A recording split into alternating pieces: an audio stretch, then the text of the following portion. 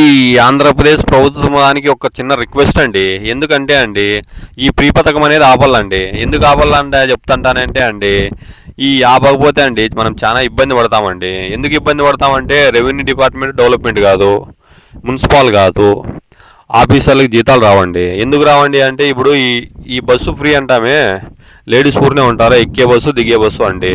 Plus gas free అంటే అది కూడా దెబ్బ పడుతుందండి. అమ్మఒడి గవర్నమెంట్ స్కూల్ పోతారు, వాళ్ళకి అవసరం లేదండి. ఈ కరెంటు ఫ్రీ అనేది ఎవరికి ఇవ్వకూడదండి. ఫ్రీ పథకం అనేది ఎవరికి రాకూడదండి. వస్తే ఏమవుతుందంటే అండి, ఆంధ్రప్రదేశ్ అభివృద్ధి అనేది రాదు. ఎందుకు రాదంటే మనిషి సోమరిపోత అయిపోతాడండి. సోమరిపోత ఎలా అయిపోతాడంటే ఈ ఫ్రీ పథకాల వల్ల, ఫ్రీ అనేది ఒక బారి వస్తే అండి ప్రతి ఒక్కరు దానికి అలవాటు పడతారండి. అందుకు ఏం చేయాలంటే మనం ఉపాధి కల్పించాలండి. ప్రతి ఒక్కరికి ఉపాధి హామీ పథకం కింద ఏదన్నా రైతులకు కానీ లేబర్స్కి కానీ ఒక పథకం అనేది పెట్టాలి. ఆ పథకం పెడితే ప్రతి ఒక్కరు పని పోయి బతుక్కుంటారండి. లేకుంటే ప్రతి ఒక్కరు ఇబ్బంది పడతారండి. ఎందుకంటే ఈ వీడియో వల్ల నేను ఎందుకంటే ఈ గవర్నమెంట్కి మంచి సూచన ఇదిగిన పాటించామంటే కనుక మన కంపెనీలు వస్తాయండి.